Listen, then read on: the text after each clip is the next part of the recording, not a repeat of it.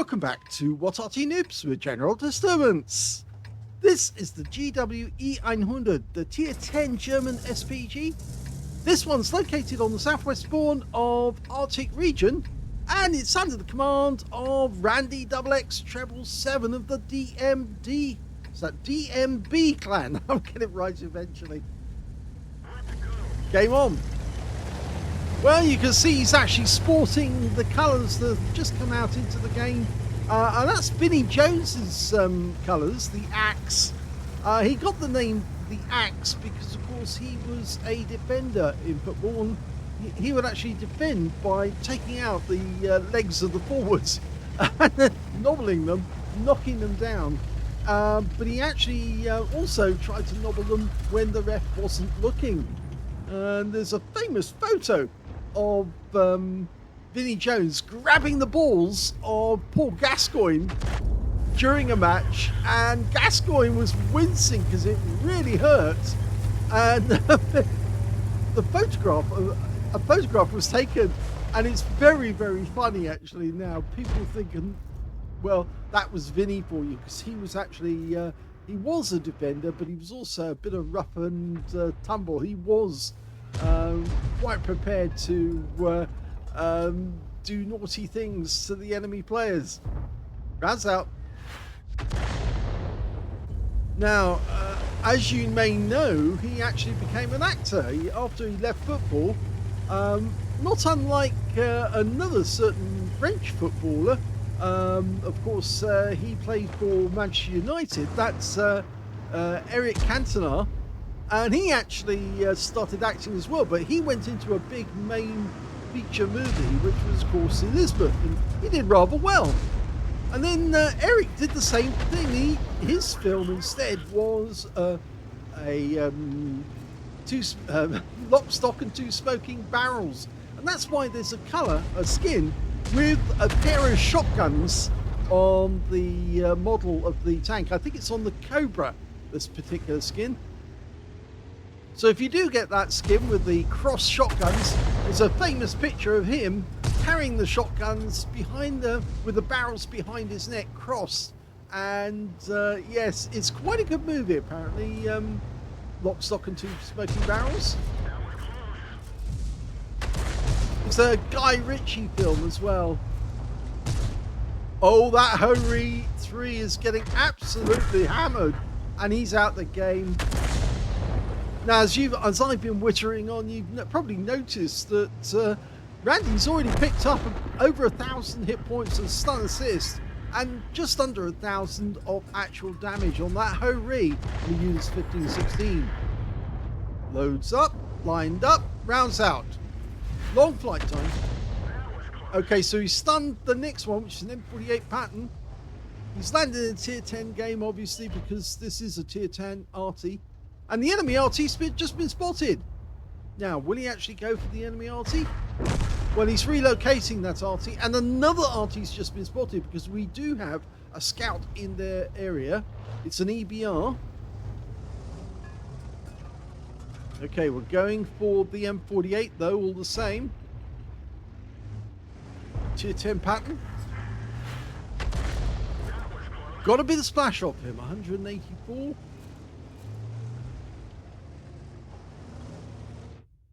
Okay, we're looking over to here, and we can see the battle going on between the EBR 105 and the Batchat 155-58, and a Manticore. They've already lost one of their Arty, and that was a Batchat 155-58. And oh dear, we've just lost our EBR. Well, some people would be quite happy with that. And the enemy Manticore's just gone down as well, and we're only one up on the enemy, but they've lost a considerable number of vehicles in a short period of time. Now, we've got a one-shot E900. We get a shot on him. Almost loaded. Standard reload, 37.39 seconds. We've got 28.85. Rounds out straight away. And that's a kill. Even though RNG said no and landed the shell short, it still managed to splash the E900 out of the game. In the meantime, we're looking to the north now got a CS63 up here, but the NM48 pattern's actually moved up. Our CS63 is a one-shot, but just a ram kill will probably work, as he gets an actual hit. But the M48 pattern's going to take at least 2 shots, unless we can get a pen. Rounds out. Direct hit! That was right into the side of him for 429. Good hit.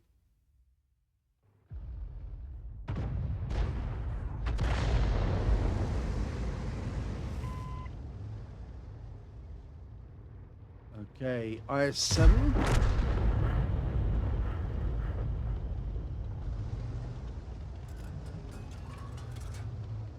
Rounds out again. As fast as he can get those shells out onto target. He got some stun, but didn't actually get a huge amount of damage. Well, didn't get any damage, actually. Now, a lot of tanks fighting in the same area here, which is not exactly helpful.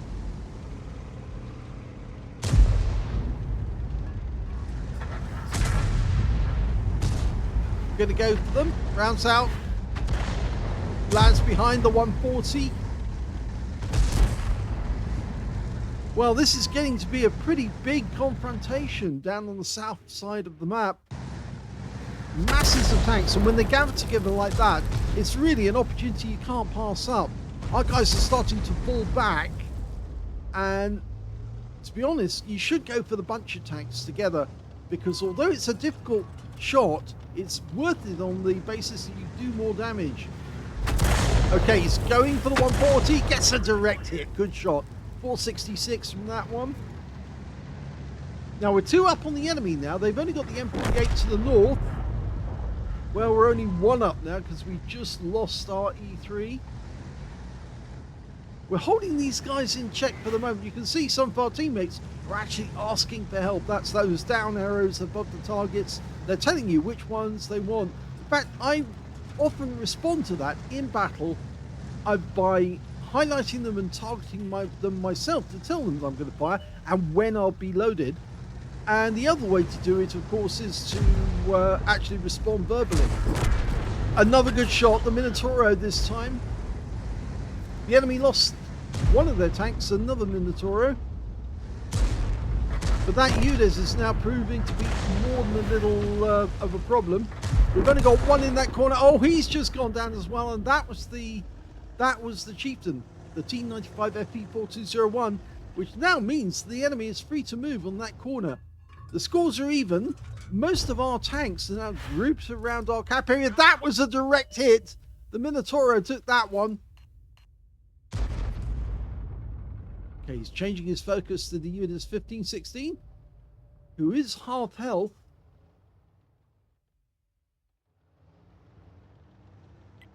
Fairly low on armor, but of course the armor is very well angled. The UDES 1516.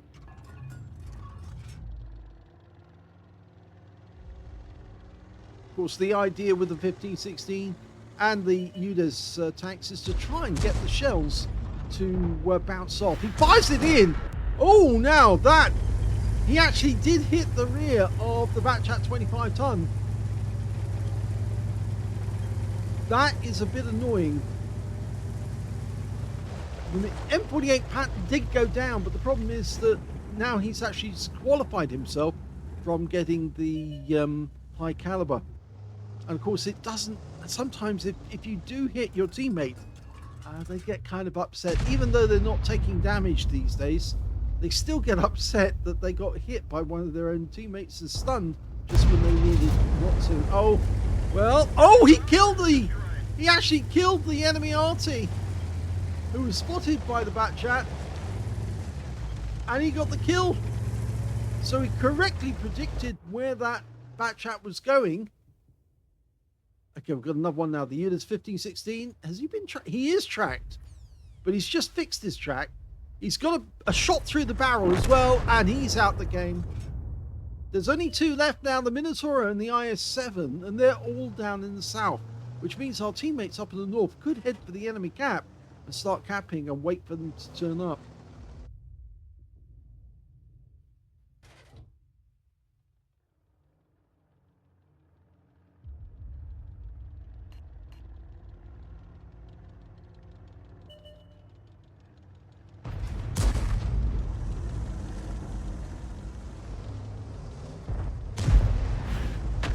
Well, that was a hit on the IS-7, and he goes down immediately to the units 15-16, which means now it's just the Minotauro left.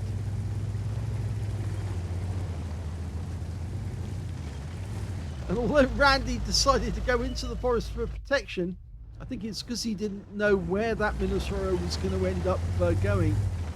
So he needed just to get out of sight. Now he can go after the guy and, if necessary, ram him to kill him.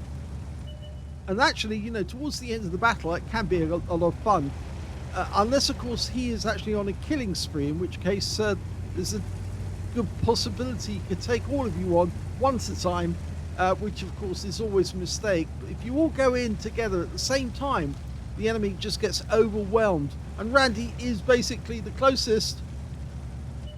So just go for it. Ram the guy. Take him out. You've got plenty of hit points. Here we go. And certainly this will distract him. Oh no, he stopped. Now go for it. Go for it. That's it. Go for the ram. Well, he did get stunned, but hello, Mr. Minotauro. Good kill.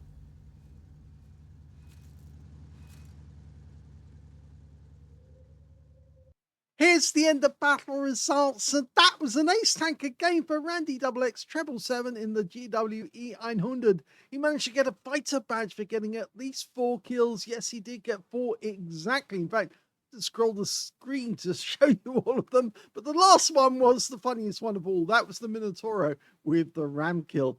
He managed to get a bruiser medal for getting at least 5 critical hits. In fact, he got 12.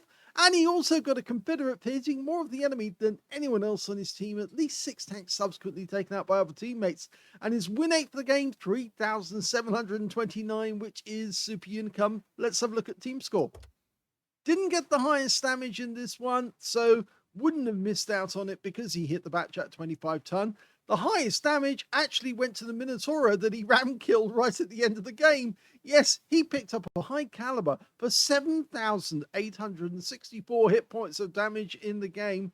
Second highest damage went to the Superconk on his own team with 3,287. And the third highest damage went to Randy, who managed 3,253.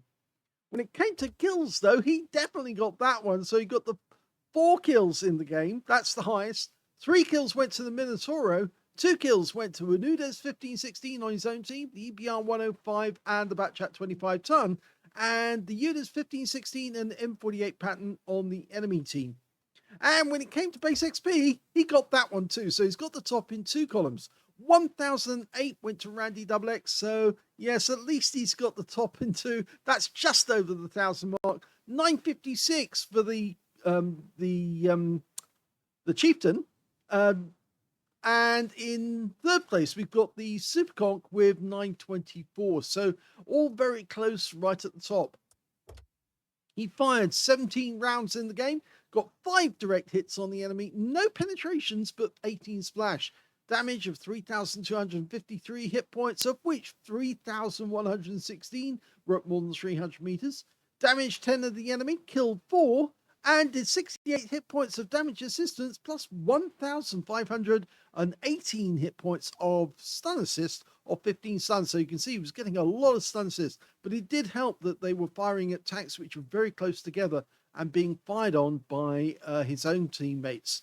When it came to credits, he actually earned a profit of 87,560 credits, got 7 bonds for this being tier 10. And on top of that, 3,024 experience points. So it was a good game all round, but it was fun really for the last kill of the game, the ram kill on the Minotauro, which was a good decision, you know, to go for it right at the end of the game. Still got hit points. You can still go in there and take the enemy out. And even if you do suffer some damage, well, it's only going to cost you a few credits, but it's actually going to give the game a bit of fun, so long as you don't all go in one by one. If you all go in together at the same time, that's even better. But in this case, it worked out very well. If Randy, instead of just stopping at that last moment until he lost a few hit points, if you just kept piling on in, I think he probably would have taken that guy down, even if he just pushed him under the water and drowned him. But that would have been doubly funny, because an Arty drowning a tank, yes, They're not the only ones, you know. Arties don't drown themselves normally. Only the really good players don't drown themselves. They ram kill the enemy if they have to with their Arty. Hope you enjoyed that one. If you did, please give it a like. Do subscribe to our channel. Leave a little comment down below because it feeds the algorithm. And thank you for watching.